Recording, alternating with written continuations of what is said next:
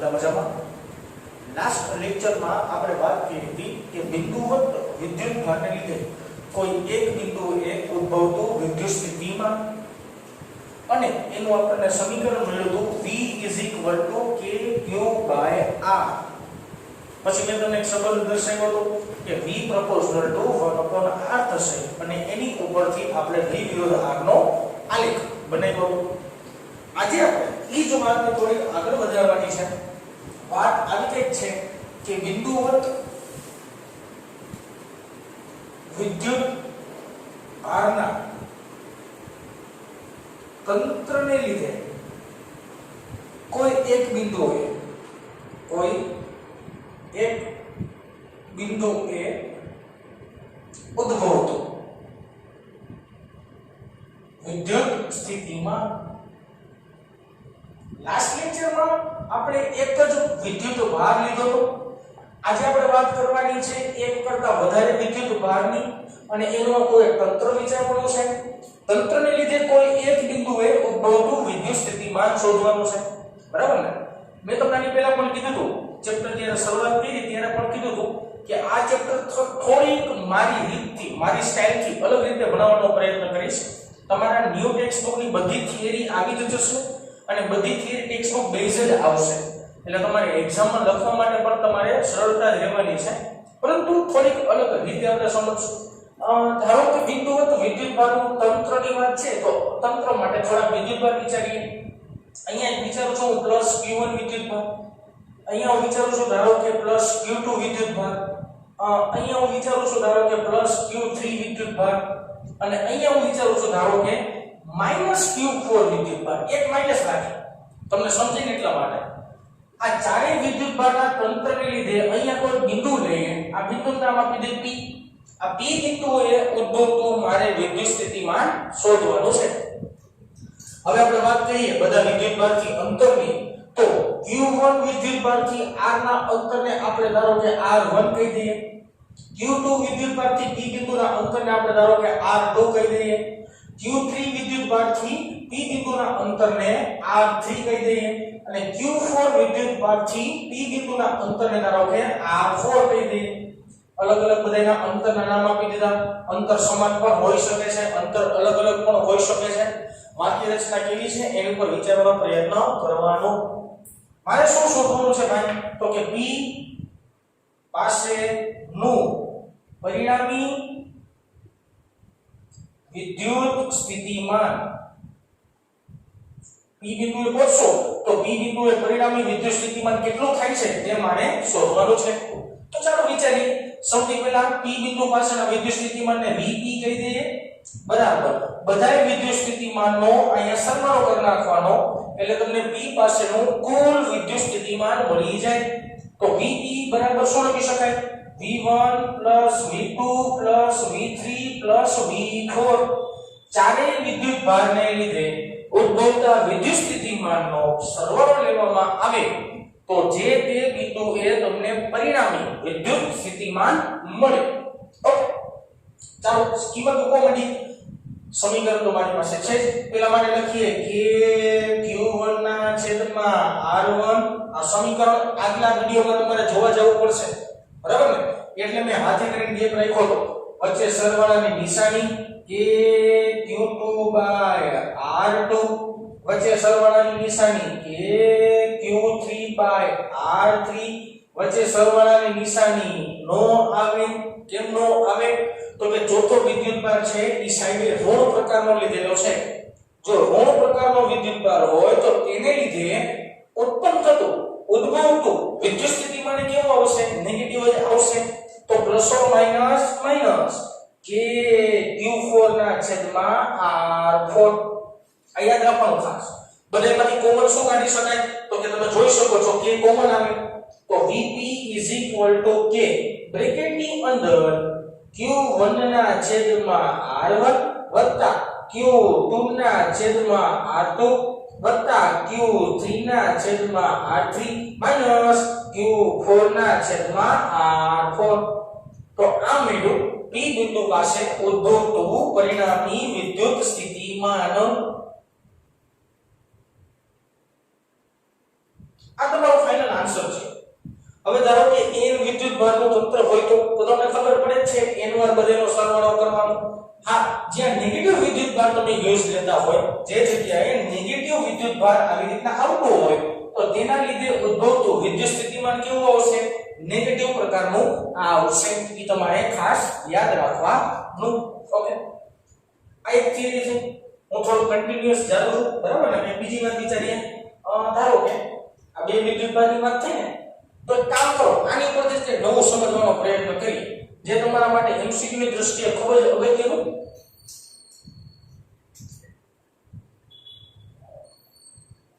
બે વિદ્યુત ભારને જોડતી રેખાના કયા બિંદુએ વિદ્યુત સ્થિતિમાન શૂન્ય બને? એક પ્રશ્ન લખી લેજો મેડે, અને પ્રશ્ન ઉપરથી મારે જવાબ મેળવવાનો પ્રયત્ન કરવાનો છે.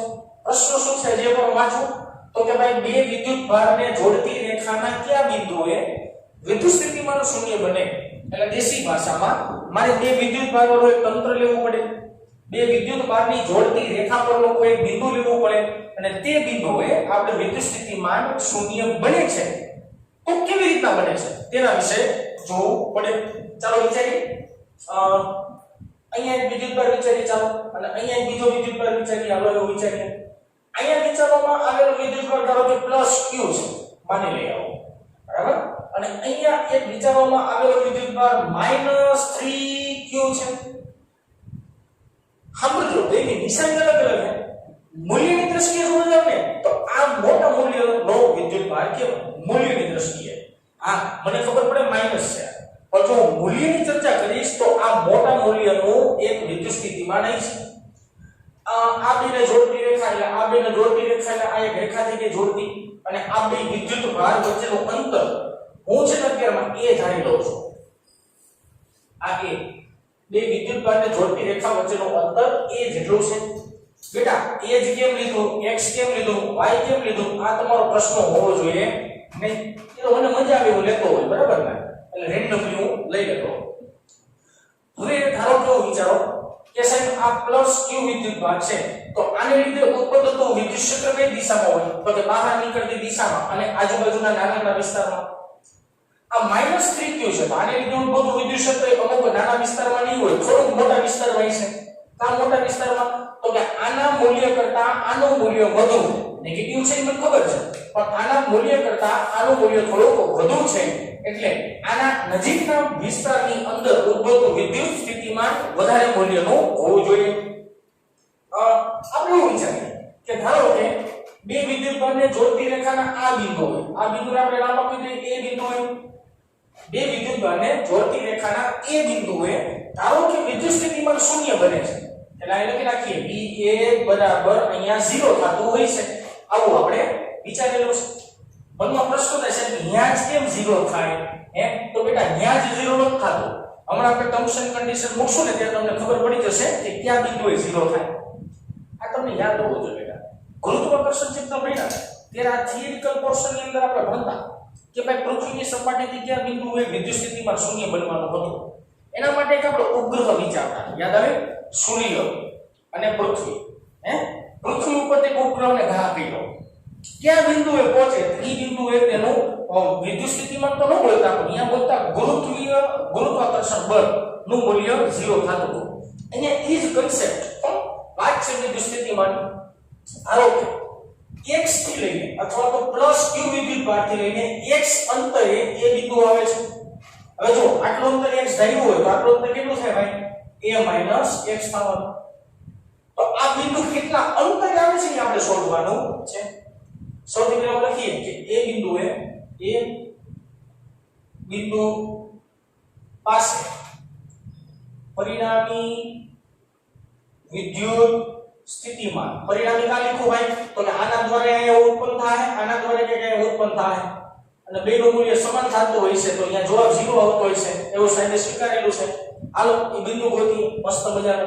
તો લખી નાખીએ પેલા તો v ઓફ a આના બરાબર લખાય તો 0, કારણ કે આપણે એ બિંદુએ સ્થિતિમાન શૂન્ય હશે એવું આપણે ધારેલું છે.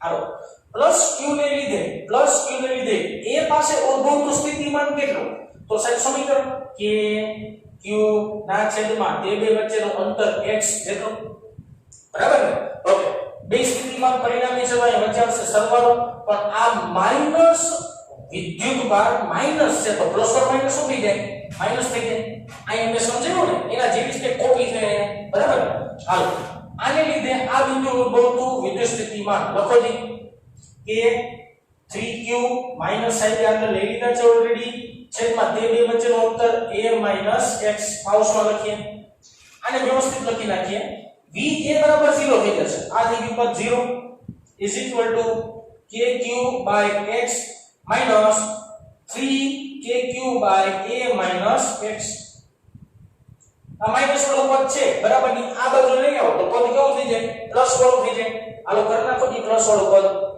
3kq by a - x બરાબર kq by x બે બાજુ ઉડે કેટલું તો તમે જોઈ શકો kq બે બાજુ ઉડી જાય આ kq આ બે ઉડી ગયા મારી પાસે વધ્યું શું 3 by a - x બરાબર 1/x ઓકે 1/x લીધું હવે મારે શું કરી નાખાય ભાઈ પ્રેમથી ચોકડી ગુણાકાર કરે કરો ચોકડી ગુણાકાર એટલે થશે 3x બરાબર a - x ઓકે આ -x બરાબર ની આ બાજુ લઈ લો એટલે થશે 3x + x બરાબર a તો a બરાબર 4x મારે શોધવાનું શું છે x તો x નો જવાબ શું આવશે x = a/4 આવનો મારો ફાઇનલ આન્સર આવ્યો કે x = a/4 એનો મતલબ એવો થાય કે કુલ અંતર કેટલું છે કુલ અંતર છે a તો ક્યાં બિંદુએ વિદ્યુત સ્થિતિમાન શૂન્ય થાય તો કે a/4 જેટલા અંતરે વિદ્યુત સ્થિતિમાનનો જવાબ શું આવશે શૂન્ય આવશે તો આટલો ભાગ આવે કે a/4 આવો જોઈએ તો આ બિંદુએ વિદ્યુત સ્થિતિમાન શું બનતું હોય છે શૂન્ય બનતું હોય છે થોડું વ્યવસ્થિત કીધું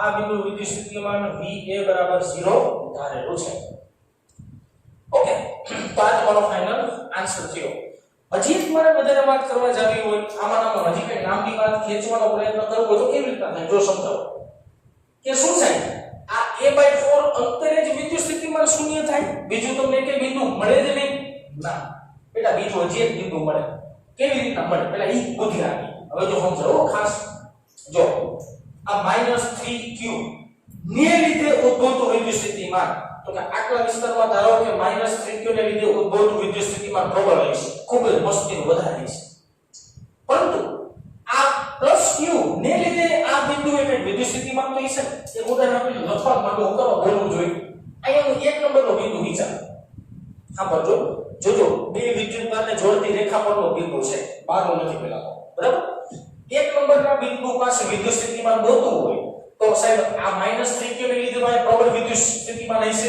કારણ કે અંતર કેવું છે ઓછું અંતર છે અંતર ઓછું હોય તો વિદ્યુત સ્થિતિમાન વધુ હોય આ સમીકરણ તમને ખબર જ છે v = 1/r એનો મતલબ એવો થયો અંતર જેમ ઓછું હોય છે તેમ વિદ્યુત સ્થિતિમાન પ્રબળ હશે તો આ 3q નું નજીકનું બિંદુ કહેવાય તો -3q ને લીધે આ વિદ્યુત સ્થિતિમાન પ્રબળ હશે અને +q ને લીધે આ બિંદુ વિદ્યુત સ્થિતિમાન કેવું હોય છે ઓછું હોય છે એનો મતલબ એવો નથી થતો કે આને આ બેના વિદ્યુત સ્થિતિમાન આ બિંદુએ સરખા ન થતા હોય તો 1 નંબરના બિંદુએ વિદ્યુત સ્થિતિમાન શૂન્ય જિંદગીમાં બને નહીં આ કોમન સેન્સ થઈ હવે ધારો કે આ ભૂસી નાખી અને અહીંયા કોઈ બિંદુ વિચારી ધારો કે મેં અહીંયા એક બિંદુ વિચાર્યું આ બિંદુનું નામ આપ્યું ધારો કે મેં b નંબરનો બિંદુ એવું વિચાર્યું હાલો નામ આપો b આ b બિંદુ પાસે વિદ્યુત સ્થિતિમાન શૂન્ય થતું હોય છે વિચારી આવો હવે જો આ +q પણ મૂલ્યની દ્રષ્ટિએ q આ -3q પણ મૂલ્યની દ્રષ્ટિએ 3q તો q નું વિદ્યુત સ્થિતિમાન નજીકના વિસ્તારમાં તો હોય છે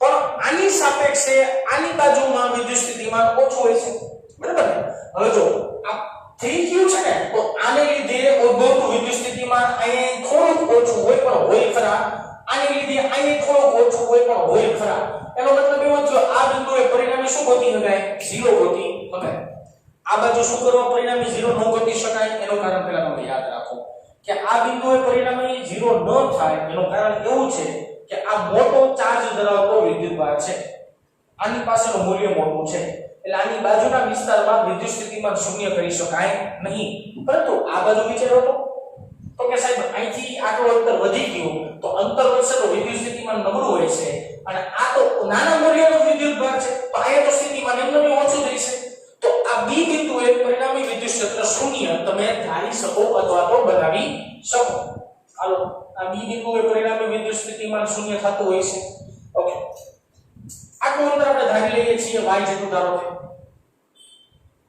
આ y અંતરે બિંદુ રહેલું છે એ વિચારીએ તો b પાસે વિદ્યુત સ્થિતિમાન 0 થતું હશે એના માટે આપણે કન્ડિશન ઉપાડવી પડે આ રીતે લખવું પડે ને કે vb બરાબર શું થાય 0 થતું હશે હવે એ લખી આપણે કેલ્ક્યુલેશન કરીએ થોડું કે b પાસે નું પરિણામી વિદ્યુત સ્થિતિમાન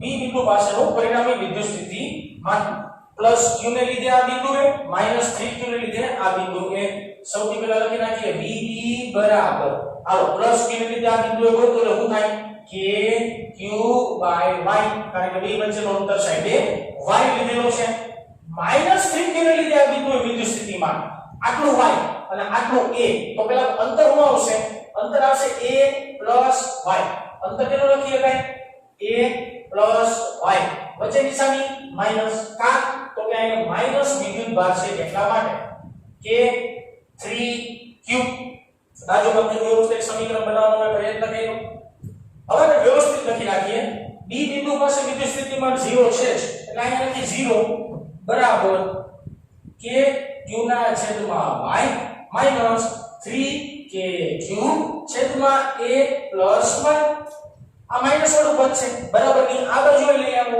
તો પ્લસ વાળું થાય 3 કે q ના છેદમાં a પ્લસ y બરાબર કે q ના છેદમાં y બે બાજુ તમે જોઈ શકો છો કે k q કેન્સલ આઉટ થઈ શકશે હાલો k q ગયા મતલબ વૈધું હું ભાઈ વૈધું લખી નાખીએ હાલો 3 divide by a plus y બરાબર 1 ના છેદમાં y ઓકે હવે ચોકડી ગુણાકાર કરીએ એટલે થશે 3y બરાબર a y y નામ લઈ લ્યો એટલે 3y y બરાબર a આવો એટલે જોવાનું છે 2y બરાબર a માઈનસ શોધવાનો છે y બરાબર a ના છેદમાં 2 એનો મતલબ એવો થયો નાના વિદ્યુત ભારની ડાબી બાજુએ a/2 જેટલા અંતરે વિદ્યુત સ્થિતિમાન શું બનાવી શકાય 0 બનાવી શકાતું રહેશે આ બે જે ટોપિક આપણે શીખ્યા આ બે સાબિતી જે આપણે મેળવી ઈ એમસીક્યુ ની દ્રષ્ટિએ ખાસ યાદ રાખવાનું